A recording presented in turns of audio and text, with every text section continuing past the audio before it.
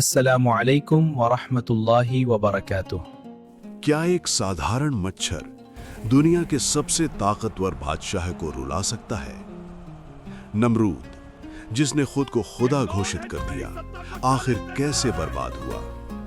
सोचिए, एक तानाशाह बादशाह, हजारों सिपाही, सोने का तख्त और सामने एक अकेला नौजवान, न कोई हथियार न कोई फौज, बस यकीन और अल्लाह पर मुकम्मल भरोसा। सवाल यह है, क्या एक इंसान पूरे साम्राज्य को हिला सकता है? और क्या सच ताकत के घमंड को चुप करा सकता है? इस्लामिक इतिहास में कुछ लम्हे ऐसे हैं जो सिर्फ बीते ज़माने की कहानी नहीं बल्कि हर दौर के लिए पैगाम हैं। हज़रत इब्राहीम अलैहिस्सलाम, तौहीद के इमाम, बुतों को तोड़ने वाले नबी, और नमरूद का वाक़या इस्लामी इतिहास का एक महत्वपूर्ण हिस्सा है। ये कहानी हज़रत इब्राहीम अलैहिस्सलाम के समय की है, जब बाबिल का ये तानाशाह खुदा बनने की हिम्मत कर बैठा। कुरान में सूरह बकरा आयत 258 में इसका जिक्र है, जो तौहीद की ताकत और शिर्क की तबाही सिखाता है। ये घटना हमें बताती है कि अल्लाह की कुदरत के आगे कोई ताकत नहीं ठहर सकती। हजारों साल पहले बाबिल शहर में एक बच्चे का जन्म हुआ। नाम था नमरूद। वो हजरत नूह अलैहिस्सलाम के बेटे साम के वंशज कनान का बेटा था। बचपन से ही उसमें महत्वाकांक्षा भरी हुई थी। बड़े होने पर उसने तलवारबाजी और जंग के हुनर सीखे। लोग उसकी ताकत देखकर डरने लगे। धीरे धीरे उसने आसपास के इलाकों पर कब्जा जमा लिया। नमरूद की हुकूमत फैलती गई। उसने पूरी दुनिया पर राज किया। पहली बार उसने सिर पर ताज पहना, जो बादशाहों का निशान बना। लेकिन कुदरत ने उसे इतनी ताकत दी कि वो घमंडी हो गया। वो कहने लगा, मैं खुदा हूं। लोगों को उसकी इबादत का हुक्म दिया। बुत परस्ती फैलाई। कोई अल्लाह का नाम लेता तो सजा देता। उसका महल सोने चांदी से सजा था, लेकिन उसका दिल काले शिर्क से भरा था। इसी दौर में पैदा होते हैं हजरत इब्राहीम अलैहिस्सलाम। रिवायतों के मुताबिक नमरूद को ख्वाब में बताया गया था कि एक बच्चा पैदा होगा जो उसकी हुकूमत को चुनौती देगा। डर के मारे नमरूद ने बच्चों के कत्ल का हुक्म दिया, लेकिन अल्लाह की मर्जी को कोई नहीं रोक सका। इब्राहीम अलैहिस्सलाम बचा लिए गए। जवान होने पर इब्राहीम अलैहिस्सलाम ने अपनी कौम को देखा।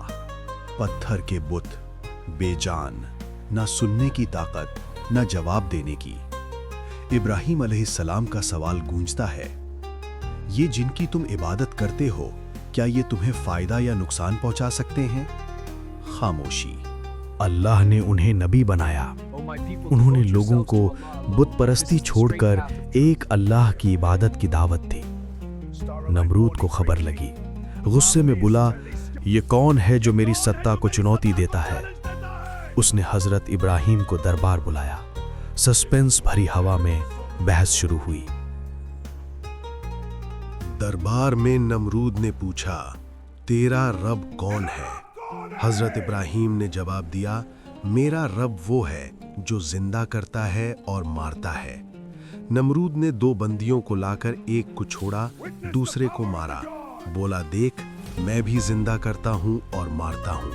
तभी हजरत इब्राहीम का कमाल जवाब आया, अल्लाह सूरज को पूरब से निकालता है, तू पश्चिम से निकाल कर दिखा। नमरूद लाजवाब।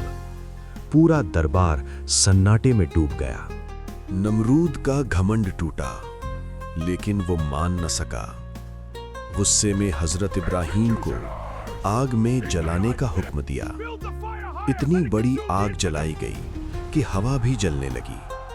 हजरत इब्राहीम को फेंक दिया गया, लेकिन अल्लाह ने फरमाया, ए आग, इब्राहीम के लिए ठंडक और सलामती बन जा।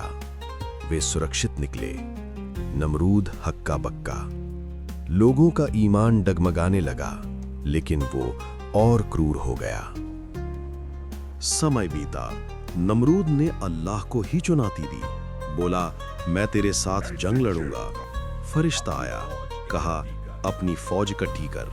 नमरूद ने विशाल सेना तैयार की। सुबह हुई तो मच्छरों की भारी भरकम फौज आ गई। सूरज तक न दिखा। मच्छरों ने फौज के गोश्त खाए, खून चूसा, सिर्फ हाड़ें बचीं। नमरूद की ताकत चूर चूर। फरिश्ता फिर आया, नमरूद को तौबा करने को कहा, लेकिन वो जिद पर अड़ा। अल्लाह ने एक लंगड़ा मच्छर भेजा। वो नाक से दिमाग में घुस गया, काटने लगा।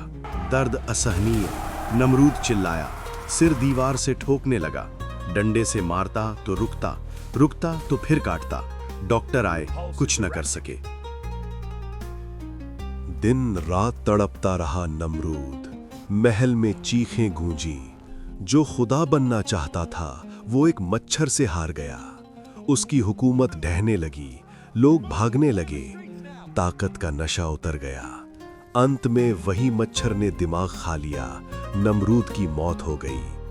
एक हकीर मखलूक ने दुनिया के सबसे बड़े तानाशाह को खत्म कर दिया। नमरूद की लाश सड़ने लगी। कोई छूने को तैयार न हुआ। उसका महल सुनसान, बुत टूटे पड़े, अल्लाह की कुदरत का नमूना बन गया। नमरूद का अंत सबक है, जो अल्लाह से टकराए वही बर्बाद होता है। आज भी लोग घमंड में खुद को बड़ा समझते हैं, लेकिन अल्लाह की योजना के आगे सब फेल। उस लंगड़े मच्छर का हमला, नमरूद के दिमाग पर चढ़ना, यही चरम था। दर्द से वो पागल हो गया।